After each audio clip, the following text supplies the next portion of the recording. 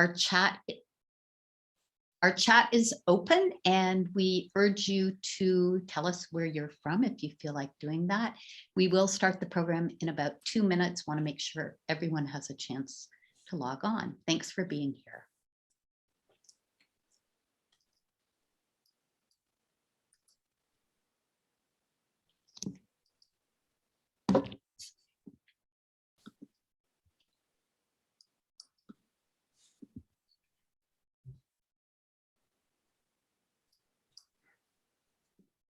Good afternoon, everyone. If you're just logging on, let us know in the chat if you feel like it. We always like to know where people are from.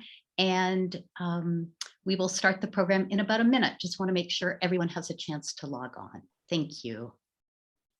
Oh, it's wonderful to see people in the chat.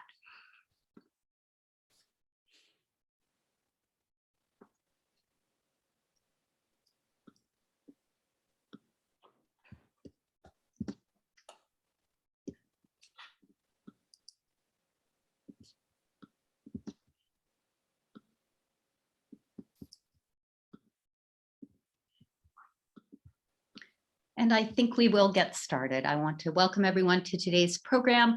My name is Judy Margles. I am the Executive Director at the Oregon Jewish Museum and Center for Holocaust Education.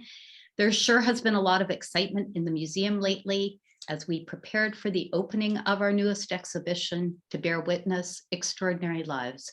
This exhibition is hosted in partnership with the Immigrant Story and its founder, Sankar Raman, and the esteemed photographer, Jim Lommasson. I'm just delighted that Sankar and Jim are with us today to talk about their work and the exhibition.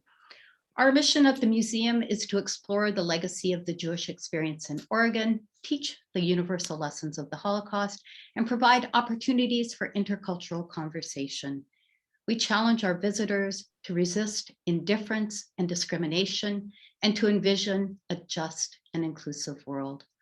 All of our virtual programming, including today's events and recordings of past events, are offered without charge. We are always grateful for any donation that you might be able to make to support our work. You'll find information about upcoming programs, membership opportunities, or donating on our website.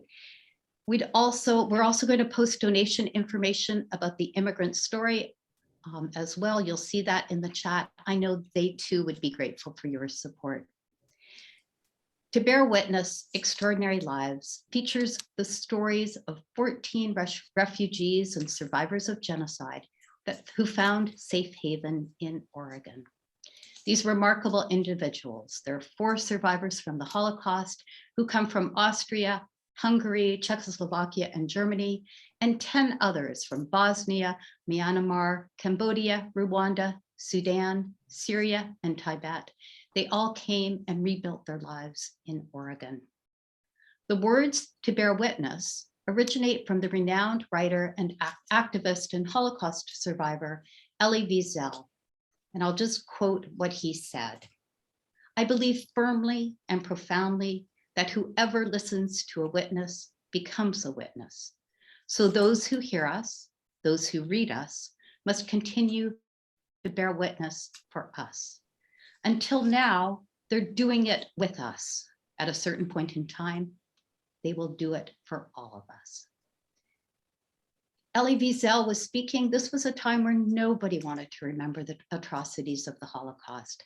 Elie Wiesel, he could not bear to forget.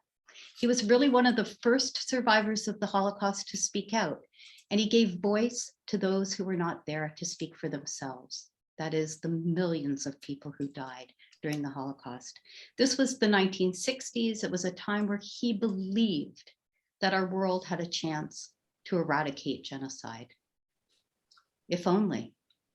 Yet here we are, 77 years after the liberation of Nazi death camps, we are in a world where genocide persists on a global scale. How profoundly grateful I am to Sankar and Jim for bearing witness to the stories of our survivors in this community. How profoundly grateful I am to the 14 individuals who have taught me more about the capacity of the human spirit than I could ever have hoped to learn.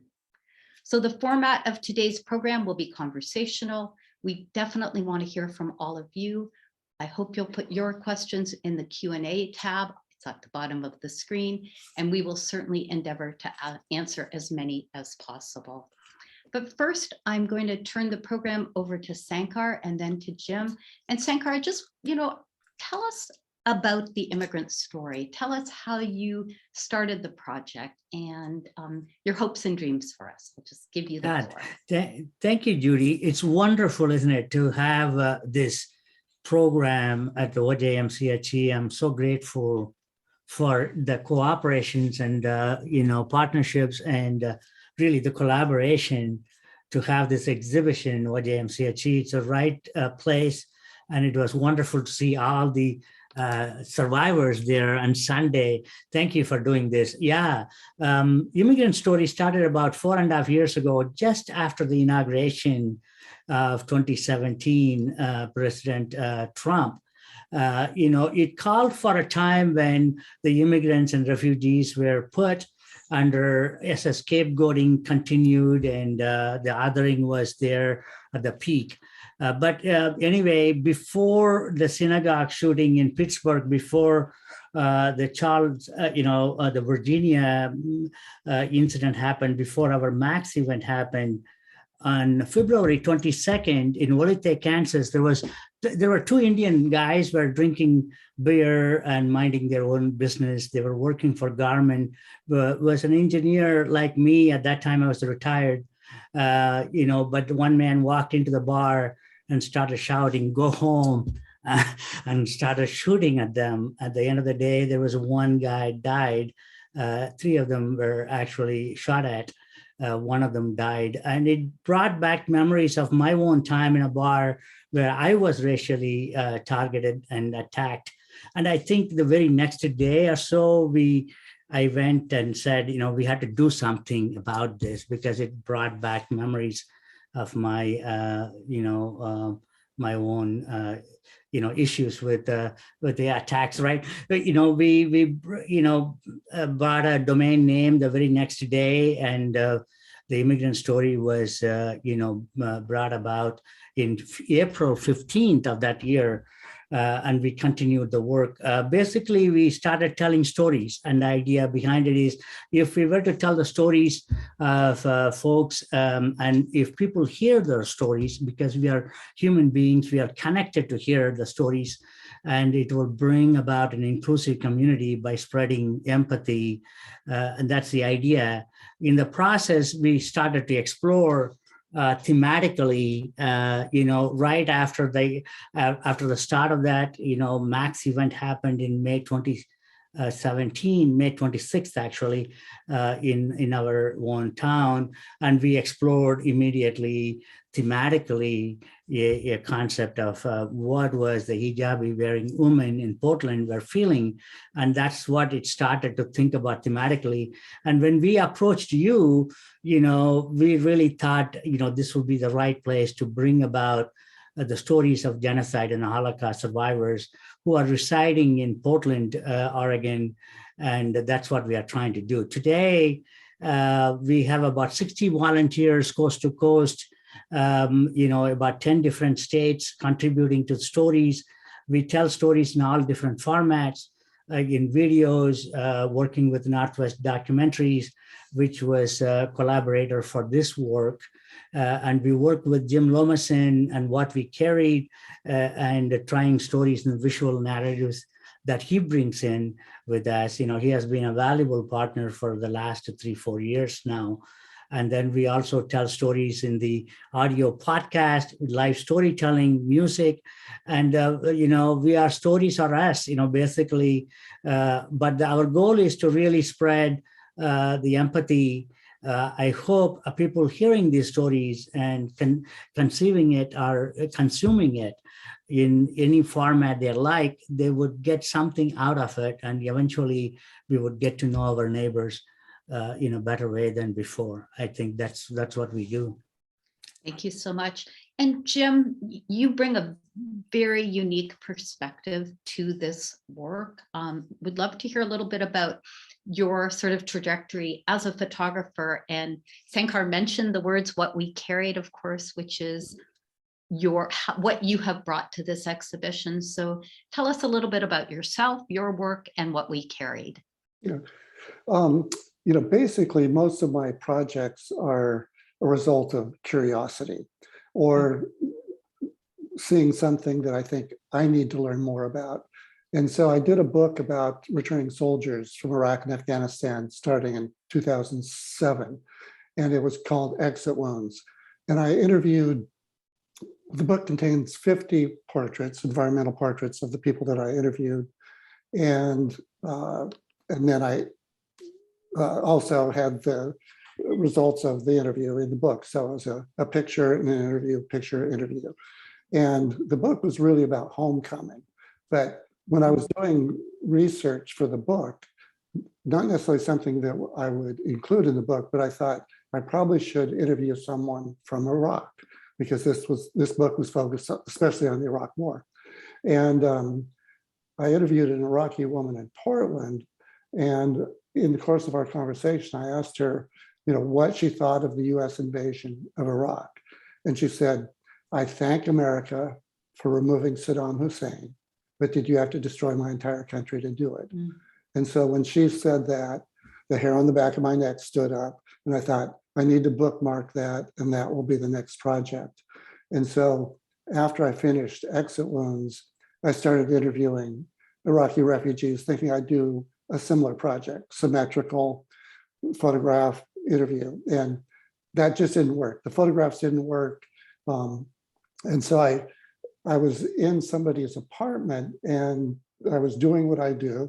And then I just noticed a family portrait on the table. And I asked Zara about that picture. And she said, well, when I left Iraq, I left with one daughter under each arm, and just the few things that I could take with me, practical items.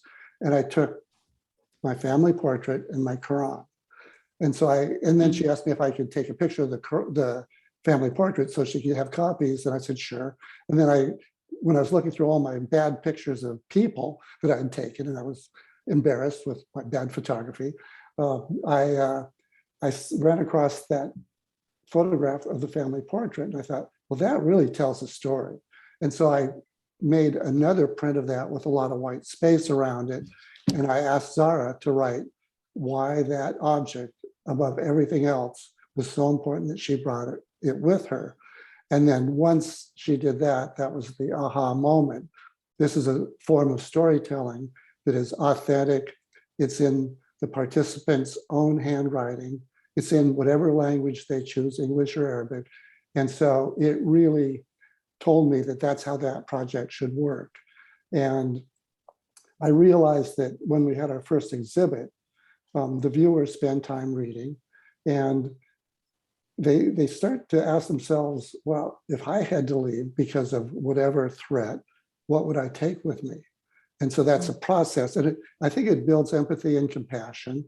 And then the next realization is, yes, but I'm also leaving my home, my school, my university, my job, my culture, my language, and my history. And that's the real message. And so I think that's why what we carried has worked so well. And it also, because it's kind of a unique storytelling process, it gets a lot of attention from media. And so because it's kind of a novelty.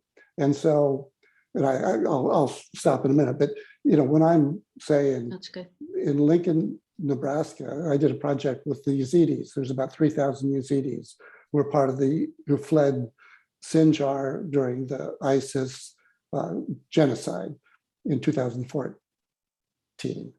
And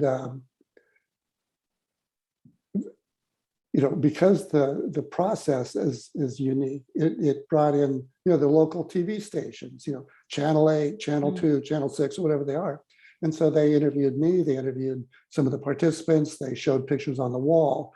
And so the local community learns about their new neighbors. And I think that's a real important step in this process to say, oh yeah, that person that works at the high-tech company delivers your Amazon packages or whatever, and those people that you've been seeing around Lincoln, Nebraska, these are the people that you're seeing, and they're part of your community. They're working, they're adding to the economy of the city. And so anyway, that's kind of the medium, short, long answer. No, it's awesome. The two of you have, you have this symbiotic relationship. You're just completely meshed. And of course, you're very distinctive. Tell us how you met, how you decided to work together, and some of the other projects that you have worked on. Yeah, it is, Jim, we were talking about this one recently.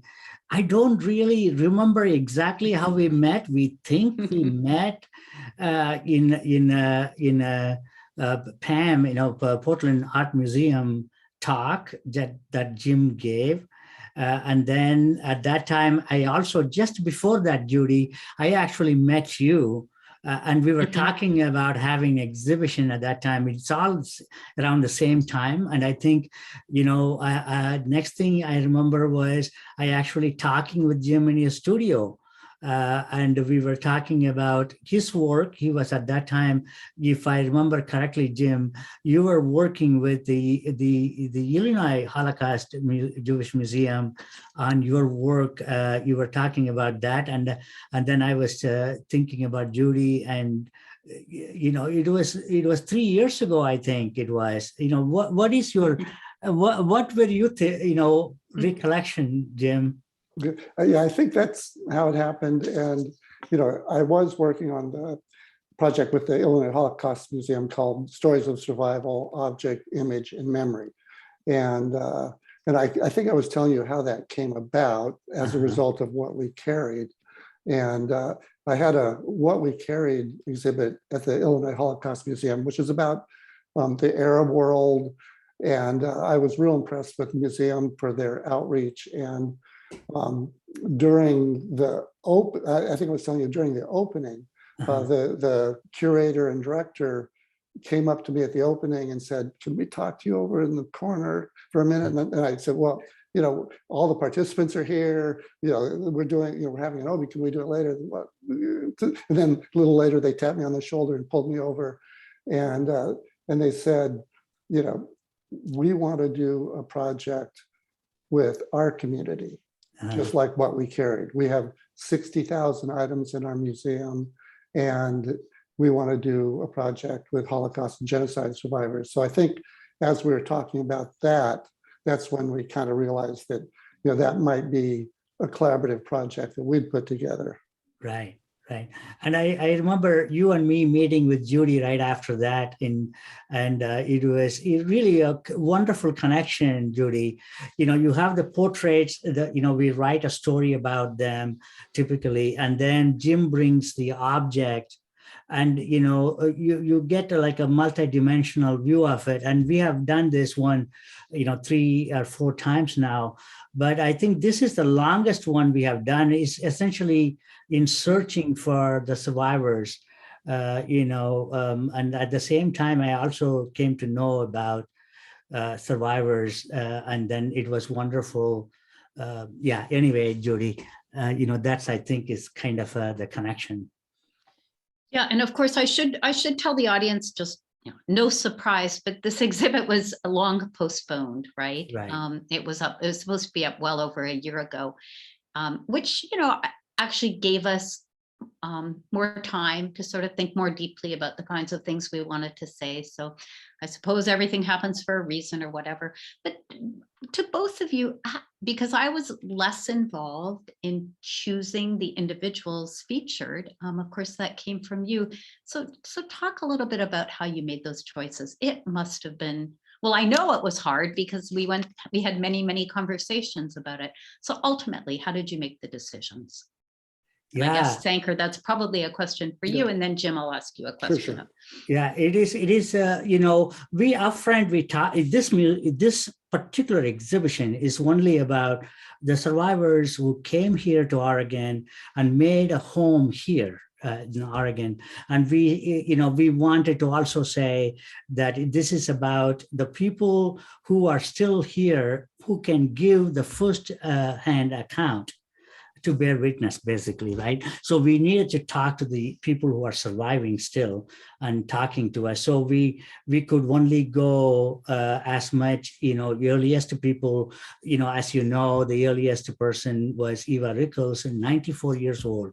She came to the opening. And of course, we lost Les Eigner, very recently, and they were one of the, elders, the eldest people we talked to. And we started there and we connected with, all the survivors that we could find from there. And then we found Tibet, and we found, survivors of Cambodian community. It was wonderful to connect with that community. It was, very pleasantly surprised. There is a, large community. We talked to a lot of Laotians, Vietnamese survivors as well. It is a war nonetheless, what Vietnam was. And then we had Bosnian, Rwandan, etc. And now we have, ongoing war that's going on right now in Syria, in Burma, Rohingyas community we were able to get in touch with, and as well as, Sudan, for example. Sure. But there are other genocides, we couldn't find. For Lost Boys of Sudan, for example, we couldn't get hold of anybody from Portland or Oregon. But we are still collecting more stories. We have about 41 survivors we collected stories of, from around this area, and then Jim and we will work together. And Jim, you were running around town finding the objects. Yes, Jim. Yeah. And it was an interesting time to do that because of COVID. So Yes. it took me some months to figure out how to meet with the people, get the objects. And normally, I go to people's homes when I'm working on what we carried. I have an interpreter with me, and we go to a home, we explain what we're doing, we sit on the floor, we drink coffee and eat fruit, and then we take pictures. During COVID, I would contact the participant, tell them I'll be there at noon, I'll text you from my car, I'll push the button on my dashboard, the back of my car will open up, they put the object in the back, I push the button, it closes, and then I speed away. And then I'd go to my studio and photograph objects and make the prints and return everything in the same way, and then pick up the finished product after they've written. So it's a totally different and much more arm's length and impersonal way of doing this. But we were in constant communication, and I knew their stories, but it was definitely a project that I was able to do during the pandemic. Yeah. Did you help to choose the objects, or did you leave that entirely to the person? Yeah, it's really up to the participant, and sometimes they have 2 or 3 things. I photograph all of them, and then I make prints of all those and give them all to the participant, and then they write, and then it's at a certain point we have to decide what piece goes in the show, and it's usually one that the visual is important, but the story really is the what makes one image work versus the others. So Sankar, I'll ask you first, and then Jim, I think I will ask you the same question. We've talked a fair bit about this idea of bearing witness, right? We know where it came from. Sankar, you mentioned it as what our participants in the exhibition, what survivors of genocide are doing. I'd really like to hear from both of you. I think you are both bearing witness in your work. And what does that mean to you, Sankar, to speak as a witness? Right. Yeah, it is, it is wonderful to sit down and hear the story. But, the most importantly, I think, is that, the participants are survivors, and we are sitting there and listening to it. And it is tough, right? The stories are tough. To me, it is about, there is, sometimes I feel like, could these things happen? Is that amount of evil we all have? That is one part of that story. right? And it's also about their personal story about, these folks not only survived, but they came to Oregon. In some cases, they thrived. In all the cases, this, as the profiles show, they thrived. And I think, as you know very well, Judy, I heard this Jewish term that says, the best revenge you could do is to live well. And they are great testimony for that, right? I think for me, personally, people may come and listen and watch or read or, look at the pull quotes. They get different things out of it. Each one of them will, consume it in their own way. But for me, I really look at all the stories as a kind of inspiration in my own tough times. Sometimes you look at it and say, these are the words of wisdom I get out of it. It depends on my day, so to speak. Sure. Sometimes it may be for hope I'm looking for. Sometimes I may be looking for fortitude or whatever it was. I see inspiration in all of them. That's how I derive from it. Jim, I don't know how you perceive it. Right.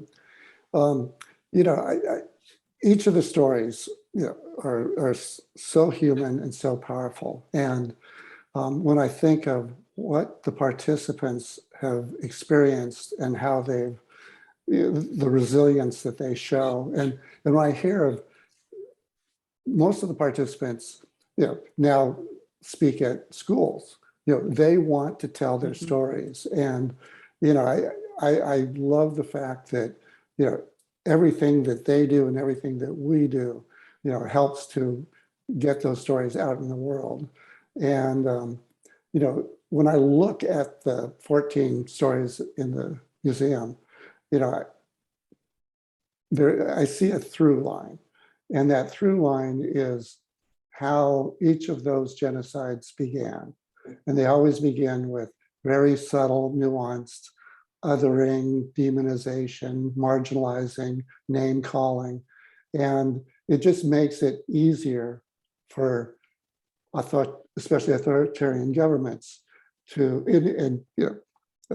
Hitler was democratically elected, but it makes it easier for these horrible things to move forward. And there's, you can go online and look up the 8 phases of genocide, the 10 phases of genocide, and they will explain how each of these things happen. And it's insidious because most things are pretty acceptable. It's like the frog in the water, heating up, and pretty soon horrible things are happening.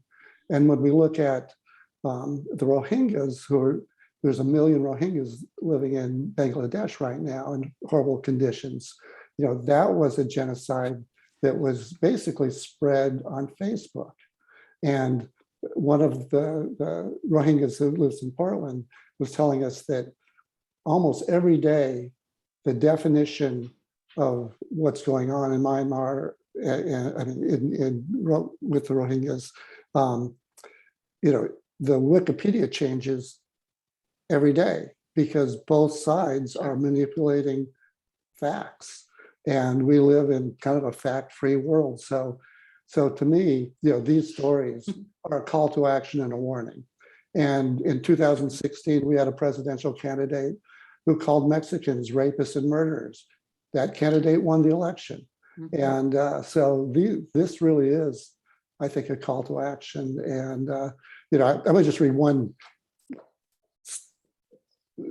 small paragraph from Roman Vishniak, photographer who photographed in the 30s in Germany. Sure. And he said, I was living in Germany in the 30s, and I knew that Hitler had made it his mission to exterminate all Jews, especially the children and the women who could bear children in the future. I was unable to save my people, only their memory. And so I believe in the power of photography. When I look at the 2 photographs during the Vietnam War that really changed public opinion about the Vietnam War. And then Louis Hine, photographer, photographed child labor.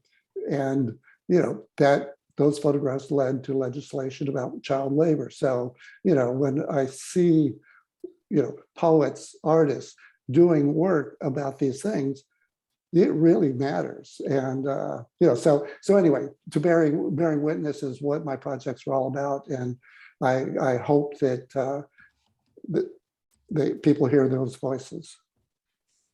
So on that note, and you've both alluded to, and we know how very difficult this work can be. I mean, it is so rewarding in so many ways. I mean, on Sunday at the opening, just, for me to meet for the first time some of the people featured in the exhibition, it was entirely transformative for me, and I'm so grateful for that. But how do you handle your emotions? I mean, you're both professionals and you are speaking with people who have experienced atrocity to levels that I hope many of us will never have to deal with. So how do you handle it within yourselves? Sankar, I'll ask you first. It is very difficult, right? I don't think I was prepared. I'm not prepared, because, you are hearing really personal testimonies here, right? Very, very tough testimonies. And, to hear that, 41 of them, Eva is here. We sat down with her for hours, listening to her and less. Yes. It's tough. Jim. Yeah, I think of myself as kind of a glass is half full person. Mm-hmm. And so as I approach these things, I think I'm handling everything okay. And then, I've given talks where I've just lost it.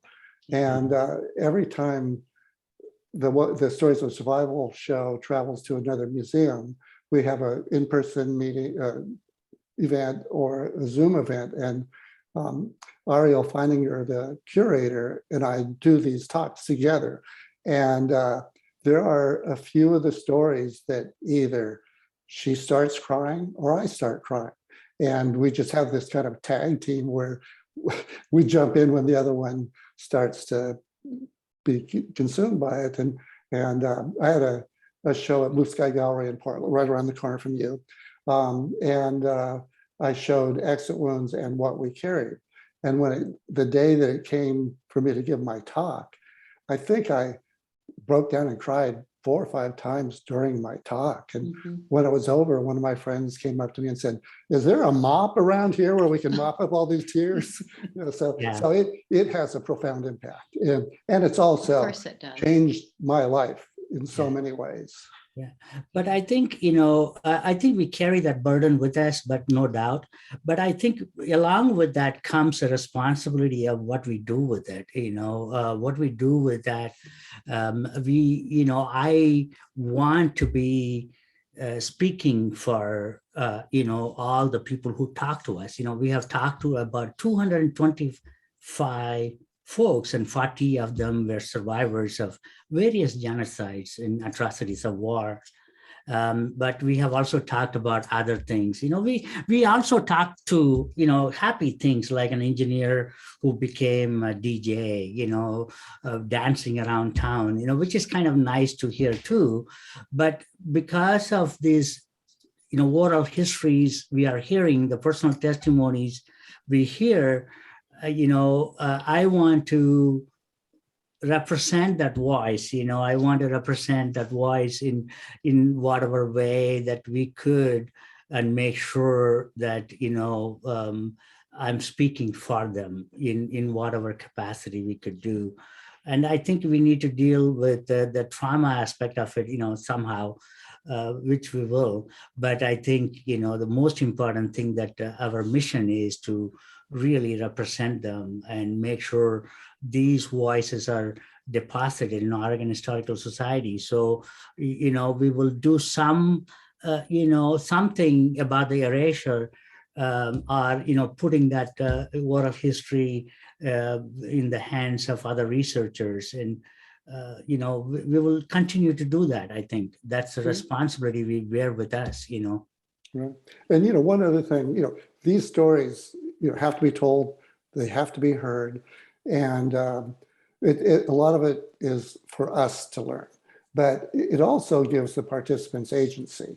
Some of these participants haven't told their story before, and so it is meaningful for all participants and viewers. So, and I've had some people say, you're the first American that's given me the time of day. I think that matters, Mhm. and so anyway, And there's actually a good follow-up question from the audience, and I am going to start to ask a few questions from the audience that are coming in from the audience, and I still have questions of my own, but I think this is a really good question. So how do you work with people who are afraid to share their stories because they're worried they're going to get targeted? Yeah. Have you encountered that, and how do you overcome their fears, or are you able to, or have there been stories where you just can't do it now? Right. There are a lot of stories that we cannot do it. There are two types of stories that we stopped or not do it or take parts of it out. One is like a Syrian survivors, for example. Their parents or their relatives are people, they are still there. Same thing with Afghanistan. That is ongoing right now, which is in the hotspot right now. And we don't talk about their last names, or we hide that particular section of the story. We don't want to put them at risk. And there are other stories where trauma-induced stories, when they felt like it could be okay when they sat down talking to us, and in the middle of it, they realized they are not able to continue.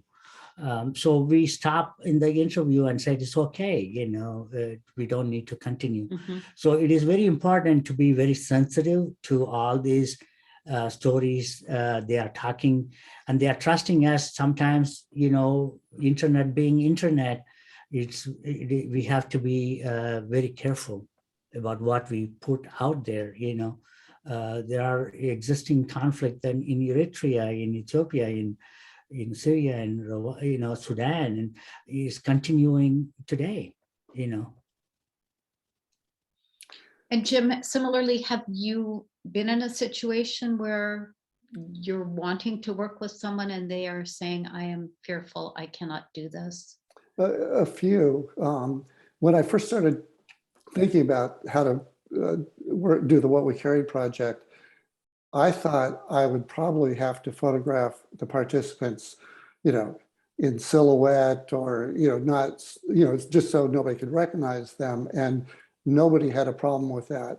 But I have, after, interviewing, photographing, I have asked, are you okay with this going out in the world? And 99% said, I want my story told.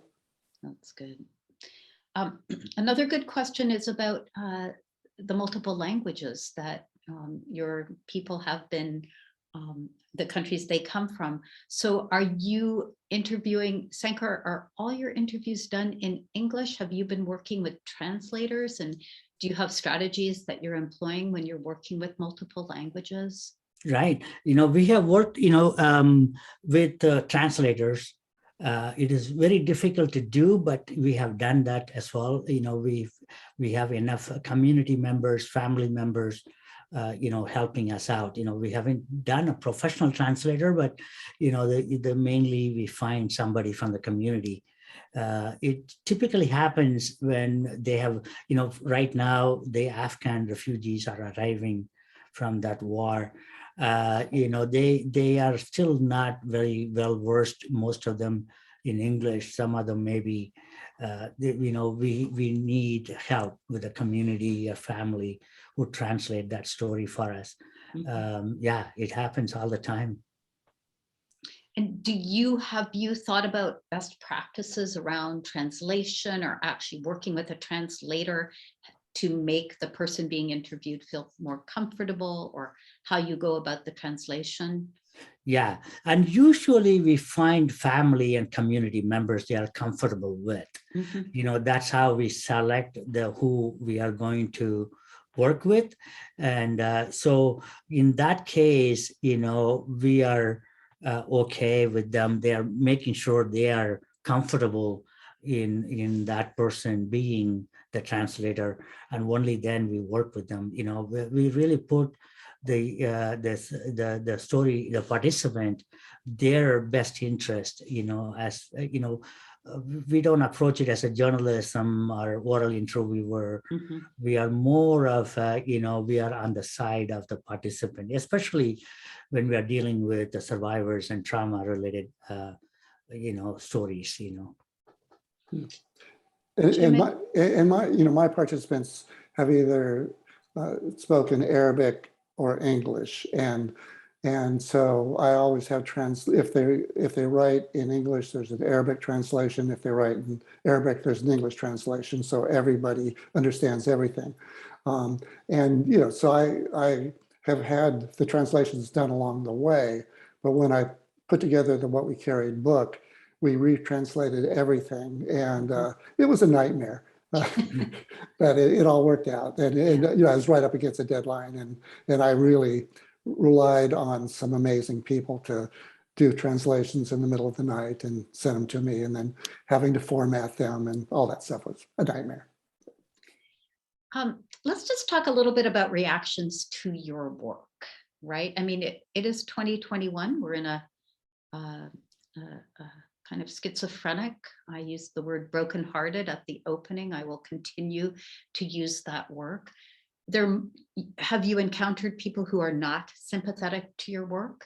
And have you been able to change lives? Have you able to pull people in to witness the important work you're doing? This is a question that comes from the audience, and it's a great question. Yeah. That's why we are doing stories. It is not about policies or politics we are involved in. There is this rhetoric we are always facing against. Often they say go home. I hear that even a few years ago I heard that. Go home, so sure. Where do I go home? Anyway, but that is often, rhetoric. That's what they want to build a wall, and, it is there, right? It is very divisive country we are dealing with, and social media is not doing justice, and we use heavily social media to promote our stories and stuff. So we often hear a lot of stories, not in face-to-face, but mostly as comments in our social media postings. And we deliberately post it to the red states where our stories needs to be heard. Right. And so it's okay coming from them. But our hope is, we are connected by hearing stories. Human beings are intrinsically wired to hear stories. That's what we are built on. And so by telling the stories, I hope they will get out of that rhetoric, that personal screen, the walls they have built for themselves. Instead, they will start listening the story. And that is our gateway to spread empathy. That is what we are trying to do. So our approach has been, it's about stories. So if you ever come to our program, it's all about personal stories telling. And, at your museum, it's all about community coming together and talking about this thing. And it's about gathering, it's about being together. It's wonderful to be able to do that, finally, after 2 years. And that is what we do, create that conversation with that togetherness in that space. That really creates that impactful empathy, sure. I believe, And I think that is, that is certainly one of the connecting threads amongst my organization, your organization, and Jim's work is just the power, just the raw power of telling stories. I'll just quickly share, in my mind, one of the most important objects in our collection is a letter that a 7th grader wrote to one of our survivors who sadly is passed away. But the letter simply says, "Dear Mrs. Greenstein, I think it actually was an 8th grader. I was about to join the skinheads. So this is from the late 1980s, or early 1990s. I was about to join the skinheads, and then you came to my school and made a presentation, and you have changed my life. Yeah. I'm devoting my life in it. I'm choosing a different path now. Right, And thank you right. so much for speaking out.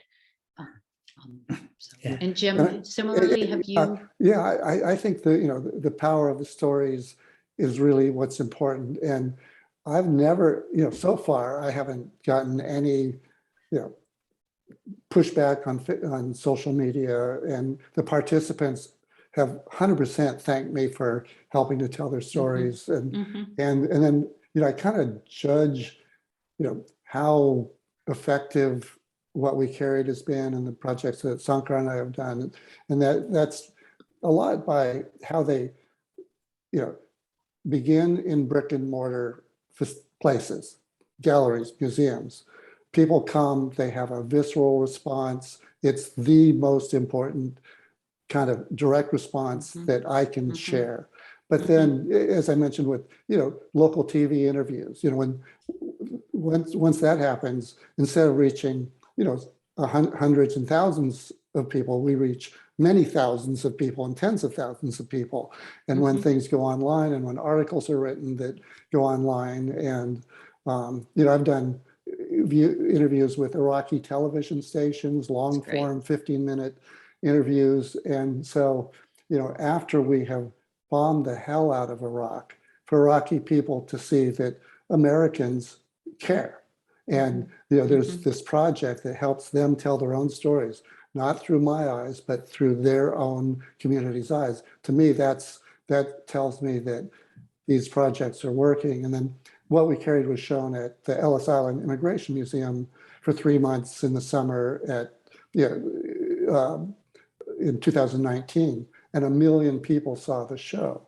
And so for me, that tells me that even if there's some crank on Facebook, which hasn't happened yet, I don't care. That's good. Yeah, that's really good. There is another question from the audience, and I think you touched on it, but he does ask it in a little bit of a different way. And it's certainly the challenge we face too. It's all our challenges, I think what you were speaking to is that you do have outreach, and you are reaching a number of people from very diverse backgrounds, which is fabulous. Are you making an attempt in your work to connect with people who really need to hear it, but aren't necessarily part of that circle that you're already reaching? So the question specifically is, how do we connect with people who really need to hear this and be humbled? right. I'm going to write your tricks down because I need Yeah, to. I think it is, it's easy to do it social media wise. We can pick and choose where we want to spread this message, through social media. If you want, we could do send it to Alabama, to most red districts if you want, which we do sometimes. It goes there, our work goes there. Deliberately targeting, but the exhibitions, 2 years are lost. We don't have any exhibitions. We are limited exhibitioning, and we really want to look for rural Oregon. Get out of Portland Metro and take this exhibition to even Eugene, Salem, or somewhere outside of this metro area, and show it. That's our goal for 2022.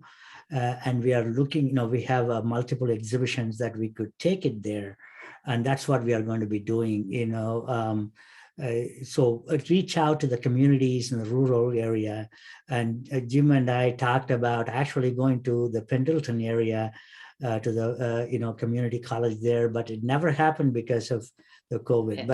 But we have to move beyond the bubble. In your audience, my audience now, they are used to this story. They are welcoming about this message. They are to a certain extent, it seems like we may be preaching to the choir at times, but that's okay. I just need to expand that bubble, expand the sphere of influence slowly, hopefully. will get out, go outside of Gresham, go down south of Forest Grove, west of Forest Grove, right? That's what we have to do. Great. And I've done a number of talks around the state in Hermiston, Pendleton, and some of it had to do with the exit wounds in the Conversation Project or Humanities. And I've been to, small, very rural places where I'm only talking to the local librarian and whoever happened to come in to take a book.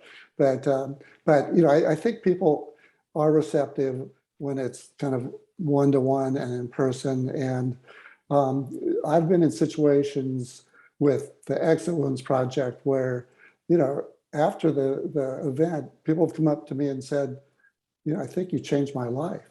And they were not in the choir. And as Howard Zinn says, it's okay to speak to the choir because it makes the choir sing louder. But we are trying to reach as many people as possible. And there are people that are in the middle and they're listening. And a lot of us came from other places. The Irish great-great-grandparents and the potato famine. And, so all of those, we have to remind ourselves that we were the others at one point. And so I think these projects help us to start thinking about those things. And so, we know of all the signs that, no Irish or Italian need apply and all that stuff, so, it's something that can reach us all. No Jews, no dogs, no Indians. Those are the signs that and we have we're to there remember, in Oregon. Right. And we have to remember that America's original sin was genocide on the native people, and then slavery, lynchings. And so we're not above this. No, we are not. And it can happen here. We just have a few minutes left. So by all means, if you have questions, there are a few more in the chat that I'm going to pose, but still time, or in the Q&A, still time if you want to post a question. Let's talk a little bit about how you work with different audiences. I know our director of education, Amanda Coven, is, she's been training docents, and we are really hopeful that we're going to have school kids in to see this exhibition. It is just and that's one of the reasons we postponed it, in the hope that school children will be able to come. So it's definitely our goal. But how do you work differently with different audiences? So Sankar, have you done much work in the schools with the Immigrant Story? Talk a little bit about that. Yeah, and I think it is going to the classrooms. I think you have a lot of experience that I could learn from you.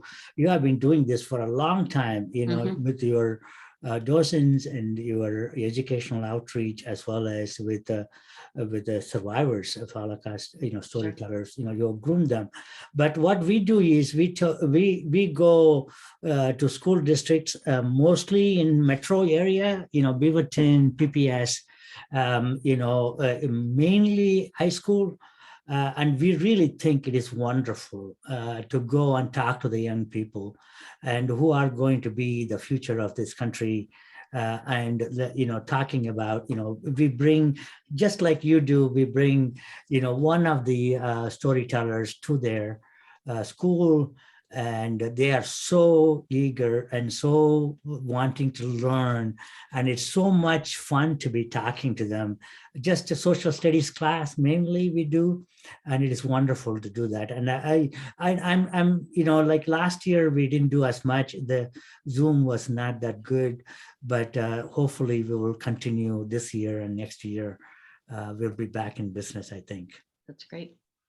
Very important. How about you, Jim? Have you worked in the schools? Absolutely. I'm sure. And everywhere I have an exhibition, I talk to the journalism department, the photography department, political science department, and if it's at a high school, or I guess I haven't done grade schools, but I talk about the projects and how they evolved and why I do them. And I also suggest that this weekend, go home, talk to grandma and grandpa and ask them if they have some object that they've had forever. And you don't have to be a fancy photographer to take the picture. You can take the picture with your iPhone and make a print on your desktop printer, give it back and ask them to write their story. And it might be one of the most important pieces of your family's legacy at some point. So I really try to engage students as much as possible. And when I did a show in Kalamazoo, after I left, the photo class did a project with the Latinx community and what we carried.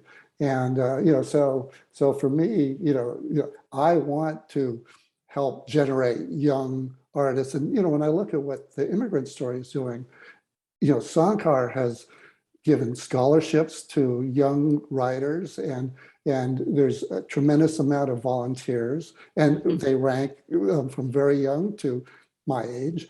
And so Sankar is launching new, smart activists, journalists, artists, and and then when I think of the beautiful essays that Elizabeth Marin has written along with Sankar and all of the writers, but this is some of the best writing I've ever read. Thank you, Jim. That means a lot to me. Thank you. All right, I think I'll just ask one last question, which is, what can we do? What actions can we take? We're all, we are in this world. I think everybody is trying to do something. I always say when people come into our museum that our work is more urgent than ever. We always want people to leave just a little bit with a little bit more understanding and empathy, but baby steps. We're not expecting that people feel they have to leave and completely change the world. It's one step at a time. Right. So I'd love to hear from both of you what actions can all of us who are so desperate to do something to make a difference, what might we do? Right. And I think, it is very important, though. There is ongoing conflict still going on, never again, it must be continued. We should, take that to our heart. That's what's happening, specifically around genocide and Holocaust. And then, of course, the othering and, the racism and the equity, there's also different things. But I think, you could do simple things like promote the word or spread the word or share a story or talk to them, talk to talk to your neighbor and ask them what their story is, ask them what's going on. If we could help, we could become a better neighbor. Things like that, very simple thing. This is a season of giving, we are a nonprofit organization and we are working in a shoestring budget, or, you can volunteer time, you could work with Judy or me or Jim, we could always use a hand in spreading the word. So there are a lot of different ways to do it, and talk to us. We are here, reach out to us. Any which way that we could help you, help us, it will be great. Jim? And there, there's a number of agencies who would like everyone's help. And now with the new Afghan people coming to Oregon, that's a group that needs stuff. They get a certain amount of help from the agencies for a certain amount of time, but there's always things that you can donate. And I think one of our biggest obstacles right now that can have more effect than we can imagine is voter suppression. So that is an issue that will limit possibly what we can do and perpetuate some of the wrong things. And so, but I do think that when people come to these exhibits, when they hear about it on different media, online, I think it plants a seed, and it does, as Sankar said, some small gesture can change a life. And one example is, a few years ago, I worked with a family and they had a young middle school age daughter who didn't speak English. And when you're in middle school, even if you have almost everything going for you, it's difficult. But if you don't speak the language and you're losing ground because you don't speak the language and people call you names or whatever, and so she did, she wrote her story, and I have kept in touch, and things are, now, and Sankar can attest to this, so many of the young people that we work with, they're now getting their PhDs. They want to become doctors and nurses, and some of them want to go back to their homelands and do work there. So these projects work in so many inspiring ways that I think, we're not changing the world. We're doing, little baby steps, as you said. But I'll just say one more thing. Dr. Beherbuti, who's kind of I call my Iraqi brother, because he has helped me through, what we carried, and he came to the opening on Sunday, and we had a poetry reading a few years ago on the anniversary of Al-Mutanabi Street. And Al-Mutanabi Street is the street in Baghdad that was bombed, and it was the bookseller street. We know about book burning in the 30s in Germany, and we know how important books are in literature. And so every year on the anniversary, there's an event called Al-Mutanabi Street Starts Here, and it was created by a poet in San Francisco. And so we were having a bilingual poetry reading, and we all read, poems in English and Arabic. And when Dr. Buti was walking up to the podium, he just kind of mumbled something on the way up before he started speaking. He said, I've been working for peace all my life, and I know it's a peace that will never come. And then he read his poem, and during his, I didn't hear his poem. I just kept thinking about what he said. I thought, gosh, he must be so disillusioned after all this work of being on a kill list by Saddam Hussein, coming to America, and to say, this is a peace that will never come. And I thought, well, wait a minute. We all know there's never going to be a day when the sun is going to come out shining and we're going to have world peace. But the mission of working for that peace is the mission. I would like to think there would be a day. I'm just going to add one more thing by way of closing to what you're both saying, and that is just to everyone. And I think here I probably, the people listening, and I am preaching to the choir, but we have to rely on trusted sources of information. There is so much misinformation out there that, just watch what you read. It's an impossible world we're in. I am proud to say that, recent studies more and more show that museums are trusted sources of information. And I know from the fact checking we do, from the work that you have provided to us, that we've got our facts straight in this exhibition. There's not a word in this exhibition that anyone can doubt, and that is really important. So to all of us, we need to stay informed. To Jim and Sankar, you are informing us, and we are so enormously grateful for your work. Thank you for being here today. Thank you for trusting the museum to be a partner with you. Thank you. Absolutely. It's been a beautiful, it's a really beautiful. Sankar and Jim, it looks like they're together. They're actually, their backdrops are just the actual exhibition. We're open Wednesday through Saturday, 11 to 4. We urge everyone to come and see the exhibition. It's up for a while, so you've got until May.